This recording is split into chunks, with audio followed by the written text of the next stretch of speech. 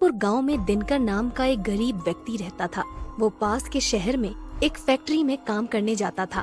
उसकी पत्नी सीमा घर पर ही रहकर काम करती थी। उसकी भगवान में बहुत श्रद्धा थी। वो गांव से काम के लिए जब शहर जाता तो रास्ते में एक मंदिर पड़ता था और वहाँ पर एक बार रुककर आशीर्वाद जरूर लेता था। दोनों गरीबी से बहुत जूझ रहे थे। कभी कभी तो उनके यहाँ खाने को एक अन्न का दाना नहीं रहता था। फिर एक दिन उन पर दुखों का पहाड़ टूट पड़ता है। शहर की फैक्ट्री बंद हो जाती है। अब दिनकर के पास करने को कुछ नहीं था। सीमा, अब हमारा क्या होगा? मुझे तो लगता है ये भूख ही एक दिन हमारे प्राण ले लेगी। चिंता क्यों करते हो जी? ऊपर वाला है ना, वो हमारी कुछ न कुछ जरूर मदद करेगा। हे ऊपर वाले, कुछ तो हमारी मदद कर। आप भी ना जब देखो भगवान से मांगते ही रहते हो। अब ये देखो, भगवान को दीपक लगाने के लिए तेल ही नहीं है। अब मैं क्या करूं? अरे अपने जो खाने का तेल है ना, उसी से लगा दो। पर फिर हम लोग क्या खाएंगे? तुम भी ना सीमा, तुम ही तो कहा करती हो कि ऊपर वाला हमारी मदद करेगा। ऐसा कहकर दोनों हंस पड़ते हैं। भगवान उन दोनों की इस आराधना से प्रसन्न हो जाते हैं कि उन दोनों के पास जब खाने को कुछ नहीं है तब भी उनकी भक्ति में कोई कमी नहीं आई। भगवान रात को ही उपहार स्वरूप उन्हें बिरयानी बनाने की मशीन देते हैं। अगली सुबह सीमा जब अपने घर का दरवाजा खोलती है तो बाहर बिरयानी बनाने की मशीन मिलती है। वो फटाफट दिनकर को बुलाकर लाती है। अजी देखिए, देखिए तो बाहर क्या है। दिनकर उठता है और बाहर जाता है और खुशी से झूम उठता है और कहता है, अरे ये तो बिरयानी बनाने की मशीन है। वाह ऊपर वाले, तेरी लीला अपरंपार है। मैं ना कहती थी भगवान सबकी सुनता है। क्यों जी, हम बिरयानी बेचकर भी तो अपना व्यापार शुरू कर सकते हैं। अरे हाँ भाग्यवान, इसमें देर किस बात की। फिर दिनकर गांव के चौराहे पर बिरयानी बनाने की मशीन लगा लेता है। जहां वो मशीन में उनकी बहुत भीड़ लग जाती है।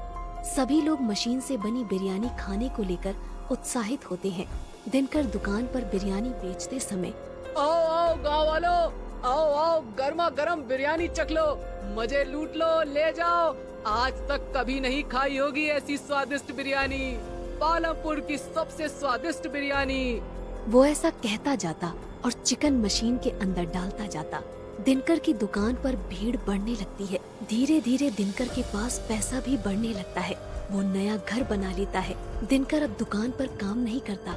उसने दुकान पर काम करने के लिए नौकर लगा लिए थे। दिनकर की बिरयानी दूर दूर तक जाने लगी। फिर उसने बिरयानी के दाम भी बढ़ा दिए थे। एक दिन जब दिनकर चिकन डालकर गरम गरम बिरयानी निकाल रहा था, तभी एक गरीब आता है और उससे बिरयानी मांगता है। पर वो बिरयानी के दाम सुनकर चौंक जाता है। अरे बाप रे, इतनी महंगी। दिनकर कहता है, दिनकर की बिरयानी किसी गरीब के लिए नहीं है। खाना है तो खाओ वरना चलते बनो। ना जाने कहां कहां से चले आते हैं। बिरयानी खाने की औकात नहीं है और चले आते हैं मुंह उठा के। ऐसा मत कहो दिनकर, तुम भी तो एक गरीब थे। गरीब था मूर्ख, अब नहीं हूँ। वो दिन बीत गए हैं। अब चलता बन यहाँ से, जबान मत लड़ा। आज तुम एक गरीब का मजाक बना रहे हो, पर याद रखना दिनकर, ये तुम्हें बहुत भारी पड़ेगा। तुम्हें मेरी बद्दुआ है कि तुम जहाँ थे वहीं दोबारा पहुँच जाओगे। तुमने आज एक गरीब का दिल दुखाया है। अरे ओ चल चल निकल यहाँ से। दिनकर ने अब पूजा पाठ करना भी बंद कर दिया था। क्यों जी, आजकल आपने पूजा पाठ क्यों बंद कर दिया? सीमा, तुम तो जानती ही हो मैं कितना व्यस्त रहता हूँ। आजकल इन सब चीजों के लिए समय ही कहाँ है। भगवान मेरे से वैसे ही बहुत खुश है। तुम देख तो रही हो ना, लक्ष्मी माता की कृपा कितनी है हम लोगों पर। आज हमारे पास क्या नहीं है?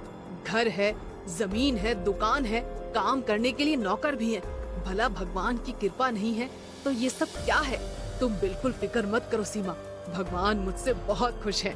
ऐसा नहीं है जी, व्यस्त तो हम सभी रहते हैं, पर हमें भगवान को कभी नहीं भूलना चाहिए, क्योंकि ये सब तो उन्हीं का दिया है ना। सीमा, अब तुम मेरा दिमाग मत खाओ। मुझे मत सिखाओ कि मुझे क्या करना चाहिए। तुम खाना लगाओ, मुझे खाना दो। कल वैसे भी बहुत काम है। ठीक है जी, जैसा आपको उचित लगे। मैं तो बस कहने से रही। ऐसा कहकर वो दिनकर के लिए खाना लगा देती है। ऐसे ही कई दिन बीतते गए। दुकान पर एक बार जब बिरयानी बनाने की मशीन चल रही थी, तब नौकर ने जल्दी जल्दी में परोसते समय एक प्लेट बिरयानी जमीन पर गिरा दी। दिनकर को ये देखकर बहुत गुस्सा आया।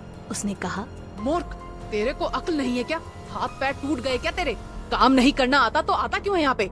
ऐसा कहकर उसने नौकर को एक लात मारी। बेचारा नौकर आगे जाकर गिर जाता है। चला जा यहाँ से, दूर हो जा मेरी नजरों से।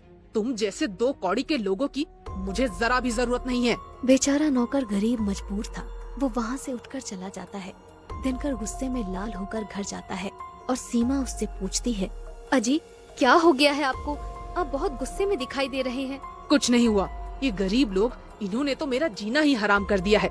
कभी कोई बद्दुआ देकर जा रहा है तो कभी कोई काम ही नहीं आ रहा है। मैं तो परेशान हो गया हूँ। इन गरीब तरह मजदूरी करने जाते थे। अब तुम मत शुरू हो जाओ सीमा। कहाँ से उठकर आए हैं, कहाँ से उठकर आए हैं। हर कोई मुझे यही बात याद दिलाता रहता है। मुझे भी पता है कि मैं कहाँ से उठकर आया हूँ, नहीं भूला हूँ मैं। पर क्या अब भी ऐसी ही जिंदगी जीता रहूं? अमीर हूँ, अमीर की तरह रहूंगा। ऐसा कहकर दिनकर सोने चला जाता है। अगली सुबह दिनकर दुकान पर जाता है और मशीन चालू करता है और ऊपर से चिकन डालना शुरू करता है। पर ये क्या, वो देखता है कि बिरयानी बनकर निकलती ही नहीं है। बाहर ग्राहक भीड़ लगाकर खड़े रहते हैं। बिरयानी लाओ भाई। अरे दिनकर भाई बिरयानी लाओ। अरे भाइयों सब्र रखो, पता नहीं आज ये बिरयानी की मशीन क्यों नहीं चल रही है। दिनकर फिर मशीन चालू करता है पर मशीन फिर भी चालू नहीं होती है। दिनकर मशीन ठीक करने वाले मिस्त्री को बुलाकर लाता है। एक मिस्त्री मशीन ठीक करने आता है। दिनकर मिस्त्री से कहता है, अरे मिस्त्री भाई जरा देखो ना, कहीं कचरा तो नहीं फंस गया। मिस्त्री पूरी मशीन की जांच पड़ताल कर लेता है पर उसे कहीं भी कोई भी खराबी नहीं मिलती। मिस्त्री थक हार कर वहाँ से चला जाता है। आज इसमें ऐसा क्या हो गया है, ये चल क्यों नहीं रही है। धीरे धीरे जो भी भीड़ वहाँ पर खड़ी थी वो सब जाने लगते हैं। दिनकर भीड़ को समझाता है, अरे भाइयों, अरे कहाँ जा रहे हो, अभी चालू हो जाएगी, थोड़ा इंतजार करो।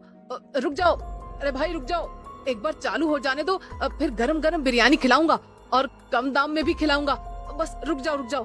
पर दिनकर की कोई भी नहीं सुनता। सारी भीड़ दिनकर को भला बुरा कहकर वहाँ से चली जाती है। दिनकर उस मशीन को कई बार चालू करता है पर मशीन चालू नहीं होती। इतने में उसके सामने एक दिव्य शक्ति प्रकट होती है और वो दिव्य शक्ति दिनकर से कहती है, क्या हुआ दिनकर, मशीन चल नहीं रही, ये सोचकर परेशान हो रहे हो? जी भगवान, अब ये मशीन कभी नहीं चलेगी दिनकर। नहीं प्रभु, ऐसा मत बोलिए, मुझसे ऐसा क्या पाप हो गया? तुम्हारे पाप का घड़ा भर गया है दिनकर। तुम भूल गए कि तुम कहाँ से हो और कहाँ से आए हो। तुमने गरीबी का मजाक बनाया है, गरीब लोगों को बिरयानी नहीं खिलाई। अपने यहाँ काम करने वाले नौकरों को तुमने लातों से मारा है। तुमने जितने भी पुण्य किए थे वो सारे खत्म हो गए और जिस गरीब को तुमने बिरयानी नहीं खिलाई वो गरीब और कोई नहीं, इंसान के भेष में मैं खुद था। मुझे माफ कर दीजिए प्रभु, आगे से ऐसी कोई गलती नहीं होगी, कभी नहीं होगी। मैं कभी किसी गरीब का मजाक नहीं बनाऊंगा और मुफ्त में गरीबों को बिरयानी खिलाऊंगा। पर मेरी मशीन वापस चालू करवा दीजिए। अब मेरे हाथ में कुछ भी नहीं है दिनकर, सब तुम्हारे कर्मों का फल है। तुमने घमंड किया, इसकी कीमत तो तुमको चुकानी पड़ेगी। ये सब तुम्हें पहले सोचना था। ऐसा कहकर दिव्य शक्ति वहाँ से गायब हो जाती है। दिनकर फूट फूट कर रोने लगता है और कहता है, हे प्रभु, मुझे माफ कर दीजिए प्रभु, मेरी आंखों पर घमंड की पट्टी बंध गई थी। हे प्रभु, हो सके तो मुझे माफ कर दीजिए। दिनकर के वापस गरीबी के दिन आ जाते हैं। वो वापस एक कुटिया में आ जाता है और वापस अपना जीवन गुजारने के लिए मजदूरी करने इधर उधर निकल जाता है। दिनकर का घमंड उसको ले डूबता है। इसलिए कहा जाता है, कभी घमंड नहीं करना चाहिए।